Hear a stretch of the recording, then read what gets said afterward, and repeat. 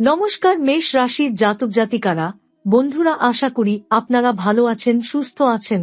প্রতিদিনের মতো বন্ধুরা, আজকেও আপনাদের জন্য 18 জুন থেকে 11 জুলাই পর্যন্ত রাশিফল নিয়ে এসেছি। তো চলুন বন্ধুরা, দেখে নেওয়া যাক 18 জুন থেকে 11 জুলাই পর্যন্ত আপনাদের দিনটি কেমন যেতে চলেছে আর কোন কোন কথাগুলির আপনাকে বিশেষ খেয়াল রাখতে হবে।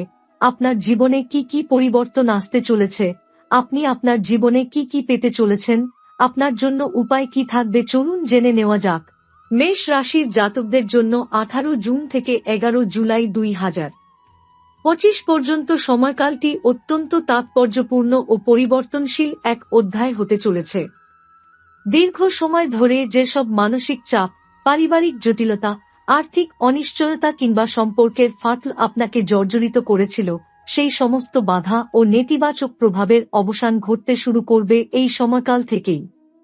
রাহুর রাশি পরিবর্তনের ফলে মেষ রাশির উপর থেকে যে নেতিবাচক ছায়া দীর্ঘদিন ধরে বিরাজ করছিল, তা এখন ধীরে ধীরে কেটে যেতে শুরু করেছে। শনি, যিনি কর্মের অধিপতি এবং আপনার রাশির স্বামী, তিনি এই সময়কালে শুভ অবস্থানে চলে এসেছেন। এটি এমন এক পরিবর্তনের সূচনা যেখানে দীর্ঘদিনের পরিশ্রমের প্রতিদান পাওয়া শুরু হবে। আপনি দেখবেন আপনার জীবনে এমন কিছু অলৌকিক ও অভাবনীয় ঘটনা ঘটতে শুরু করবে যা আপনি নিজেও কল্পনা করেননি।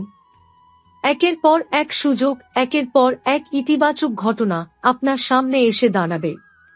এমনকি যেসব স্বপ্ন আপনি অনেক আগেই ত্যাগ করে দিয়েছিলেন, সেগুলিও যেন নতুনভাবে বাঁচতে শুরু করবে আপনার জীবনপথে। রাহু এখন এমন এক ঘরে অবস্থান করছে যা মেষ রাশির জন্য অত্যন্ত কার্যকর ও শুভ ফলদায়ক। গত কয়েক বছর যে দিক দিয়ে আপনার জীবনে কষ্ট ছিল, সেই শারীরিক কষ্ট হোক কিংবা মানসিক চাপে ঘেরা রাত, সেসব এখন অন্তর্গত শান্তির পথে হাঁটতে শুরু করবে। পরিবারে যেসব জটিলতা বা সম্পর্কের টানাপোড়েন ছিল, সেগুলির অবসান ঘটবে। চাকরি জীবনে যারা বারবার ব্যর্থতা বা স্থবিরতার সম্মুখীন হচ্ছিলেন, তাদের জন্য এক অসাধারণ উত্তরণের পথ খুলে যেতে চলেছে। আপনি এমন কিছু কাজের সুযোগ পাবেন যেখানে আপনার প্রতিভা সত্যিকারের স্বীকৃতি পাবে। আপনি অর্থ উপার্জনের এমন সব উৎস আবিষ্কার করবেন যা আগে ছিল সম্পূর্ণ অজানা। যারা ব্যবসা করেন, তাদের জন্য নতুন বিনিয়োগ, নতুন অংশীদার বা এক্সপেনশনের দারুণ সুযোগ আসবে।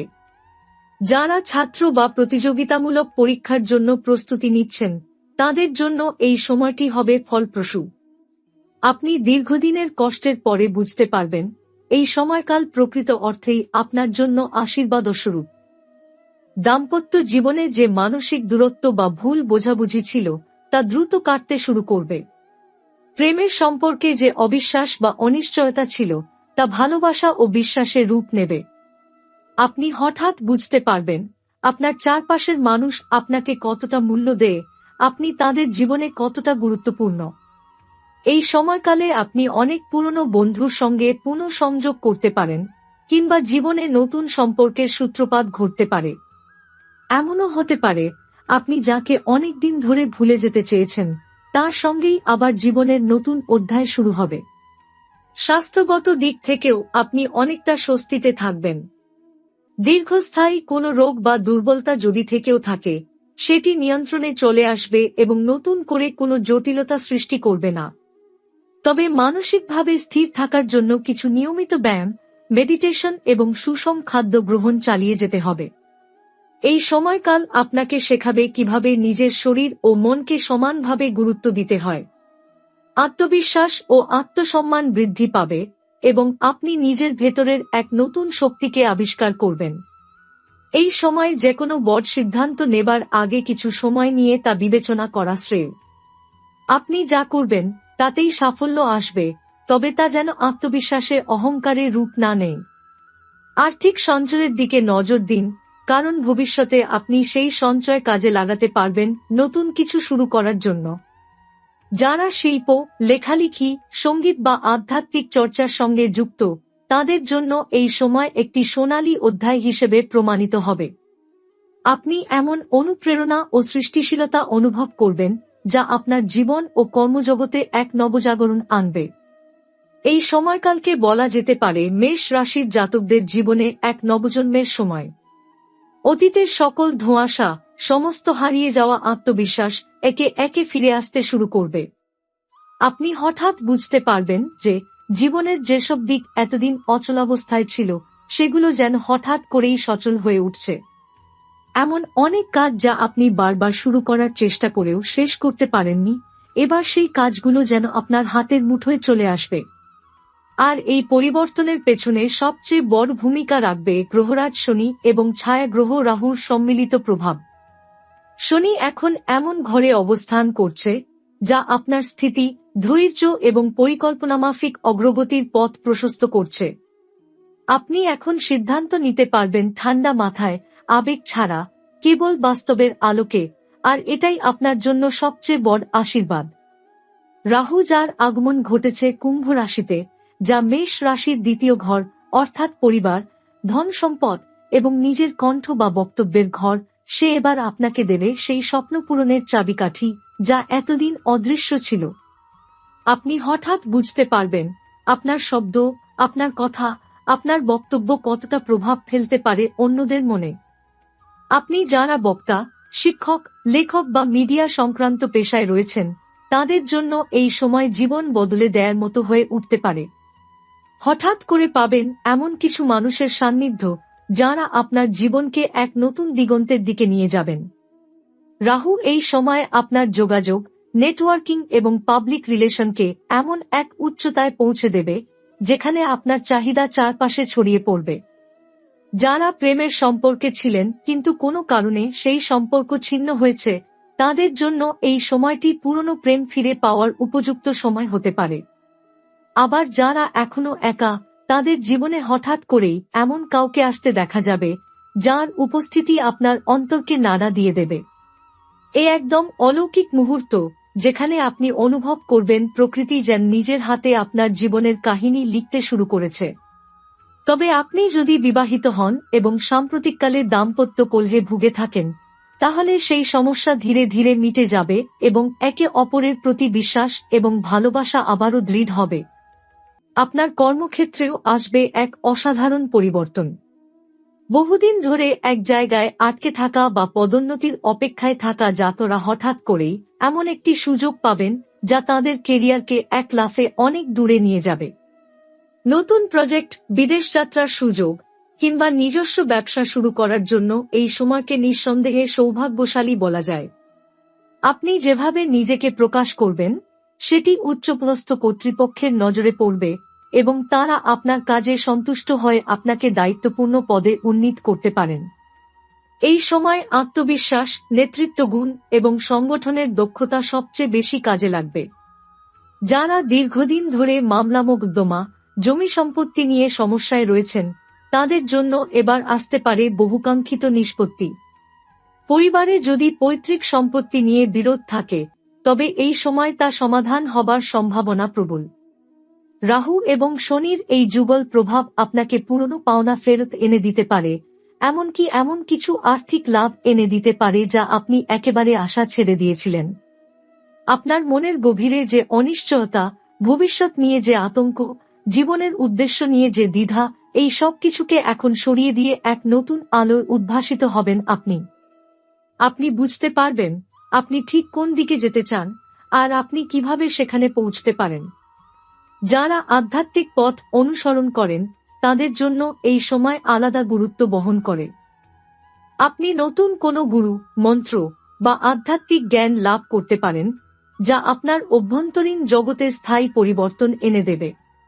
এই সময়কাল কেবল সাময়িক সাফল্যের নয়, এটি দীর্ঘমেয়াদে আপনার জীবনে গভীর প্রভাব ফেলবে।